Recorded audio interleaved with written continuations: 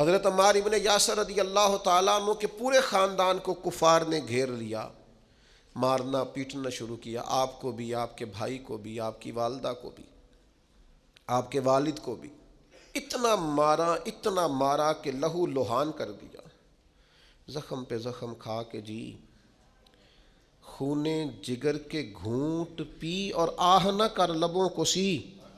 یہ عشق ہے، کوئی دل لگی نہیں، یہ آزمائش حسن ہے۔ اگر کسی کو راہ خدا میں آئے تو سیدنا عمار ابن یاسر کی والدہ کو اس طرح مارا کہ ان کی ایک ٹانگ ایک اونٹ کے ساتھ باندھ دی، دوسری کے ساتھ باندھ دی، اور پھر ان کو نیزے مارے حتیٰ کہ 2 حصوں میں کٹ گیا وجود، اور وہ باہمت خاتون درد سہتے سہتے اپنے رب کے حضور حاضر ہو گئی۔ پھر ان کے والد کو شہید کیا، کس کے لیے، کس کے نام پر، کس وجہ سے؟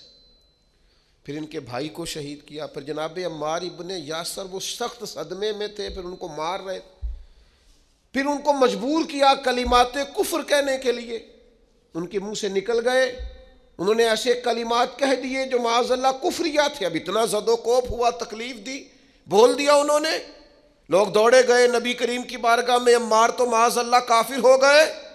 بات بتانے والے نے تو بات بتا دی، پر جو جواب آیا وہ بڑا نرالا تھا کہ حضور اس نے کفر کیا ہے۔ محبوب فرمانے لگے خاموش ہو جا، عمار سر سے لے کر پاؤں تک ایمان ہی ایمان ہے۔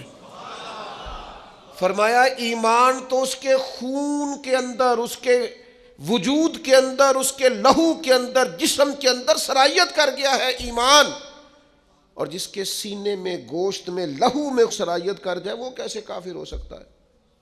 لیکن چونکہ انہوں نے مجبوراً یہ کہا تھا، پھر وہ خود دوڑے ہوئے آئے، عرض کی یا رسول اللہ پتہ نہیں کیا حال کر دیا کہ میرے منہ سے کلمات نکل گئے۔ محبوب فرمانے لگے تو کلمات کی چھوڑ، دل کی بتا،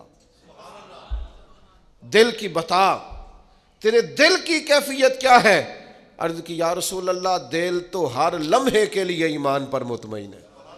تو محبوب نے فرمایا کوئی بات نہیں، پھر جان بچانے کے لیے ایسا کرنا پڑے تو حرج ہے، کوئی ڈٹ جائے نہ کفر کرے تو اعلیٰ شہید ہے، لیکن اپنی جان بچانے کے لیے کسی نے مجبور ہو کر صرف زبان سے یہ کلمات کہہ دیے تو حرج ہے۔ حضرت عمار کا مسئلہ تھا نا، ایک ایماندار کا مسئلہ تھا نا، اور بندہ وہ ہے جس کی رضا رب کی رضا، جس کی ناراضگی رب کی ناراضگی۔ تو سرکار نے تو بیان کر ہی دیا، لیکن میرے مالک نے کرم فرمایا اس بات کا قرآن میں بیان فرما دیا۔ سورہ نحل دیکھیے، ارشاد فرمایا اللہ تعالیٰ نے، فرمایا من کفر باللہ من بعد ایمانہ، جو بھی اللہ کے ساتھ کفر کرے ایمان لانے کے بعد، الا من اکرہ، مگر وہ جو مجبور کیا جائے، وقلبہ مطمئن بالایمان، لیکن اس کا دل ایمان پر مطمئن ہو، مطمئن بالایمان، دل ایمان پر مطمئن ہو، لیکن مجبور کر دیا جائے اللہ کے ساتھ کفر کرنے پر، تو اس بندے پر کوئی حرج ہے؟ ہاں، حرج کس پر ہے؟ وَلَٰكِن مَّن شَرَحَ بِالْكُفْرِ صَدْرًا، جس کا سینہ اگر کفر کے لیے کھل گیا، مرتد ہو گیا اور جان بوجھ کر کفر کیا، تو فَعَلَيْهِمْ غَضَبٌ مِّنَ اللَّهِ، یہ لوگ اللہ کے غضب کے سزاوار ہیں۔ اور فرمایا وَلَهُمْ عَذَابٌ عَظِيمٌ، ان کے لیے بہت بڑا عذاب ہے۔ لیکن جو مجبور کیا جائے، معنی کیا ہے؟ اس آیت کا معنی کیا ہے؟